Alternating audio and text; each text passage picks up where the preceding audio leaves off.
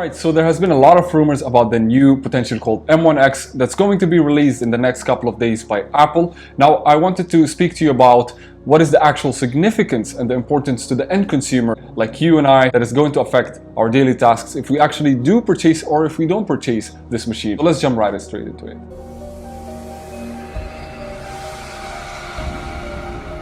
This is for someone who actually has the tech knowledge or someone who doesn't actually know the specs or what does it actually mean about it. So obviously we're going to see a lot of changes in the new MacBooks that's released by Apple in the next days. Now they're doing so in order to sell to more consumers like you and I, as well as to stay on top of the game amongst their competitors, and that's what it takes to actually be like a company as Apple. Speaking of what we can expect, the base model is going to come with a 14-inch and is going to come with 8 gigs of RAM to 16 gigs of RAM, same as the last year model M1 what we saw.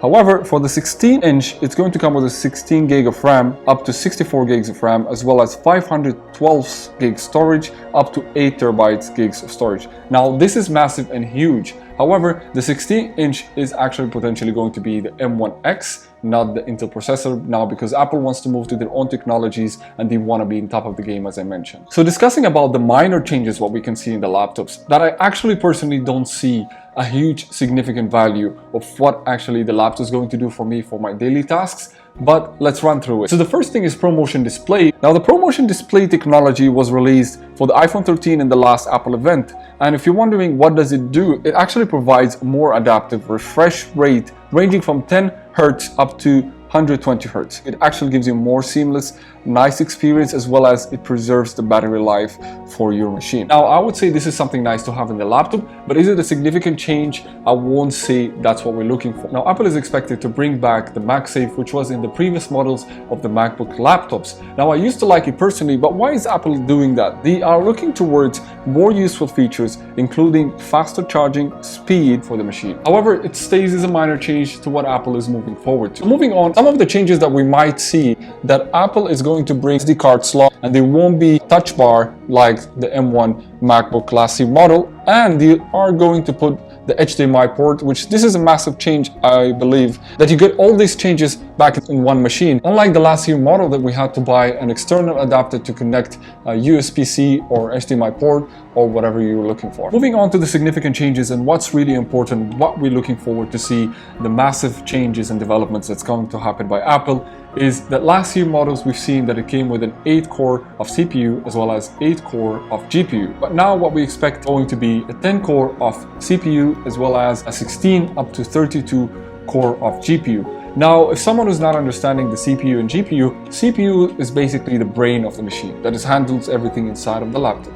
while the GPU is more towards the rendering and what happens in terms of the graphic. Now, mentioning all of that and the expected changes, we have to ask whether this is something that's going to change daily tasks and the power and the efficiency that we're looking for to perform it to a higher end. For someone with a normal usage of the MacBook, I've mentioned in the previous video that the M1 2020 model is the best out there in the market in terms of the power efficiency, in terms of the efficiency itself of the laptop, the results that it brings to you in your daily tasks. If you're someone who's into the machine learning or video editing or into gaming, I don't think anyone would play games in the MacBook. But if you fall under the real need that actually your work or your career requires you to keep upgrading every time to produce more better content or actually provide much more technical analysis of whatever job or task you do, because people, when they opt for such developments or machines, they need it for their work, and that's totally understandable. And I believe those changes, what Apple is doing, is actually designed for those people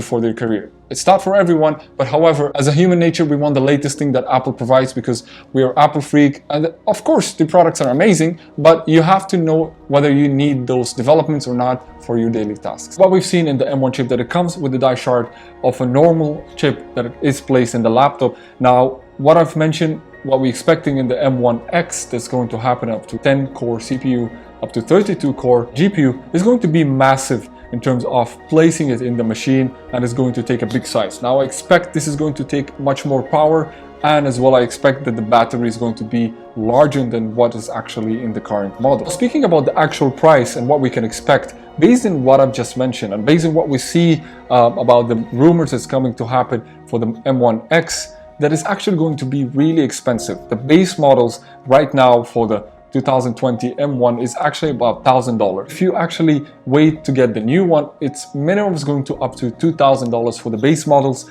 and it's going to continue increasing in price if you want to get to the 32 core GPU and upgrade the SD storage up to 8 TB. If you really need that, then it's sufficient. But if someone is a normal user, I mentioned, it's not going to be a big of a difference. Speaking about the M1 MacBook last year model, is really difficult for a competitor to come and actually deliver such performance and such unique value laptop with what actually M1 had to deliver.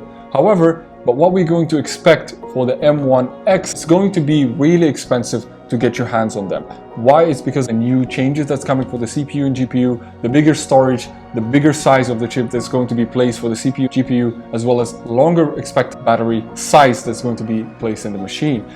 Its minimum is going to be for the base model $1,700 up to $2,000, and you have to ask yourself, is it something that you really need for your daily tasks or not? But I still, till this day, I recommend, before even releasing the new M1X, potentially cold, to get your hands in the M1 last year model, because it's really power efficient. You get what you're looking for, even beyond what you're looking for, at a really good price, which is minimum of $1,000. Hope you guys enjoyed this video. I'll be making a review once they release the potentially called M1X, and I will see you in the next one.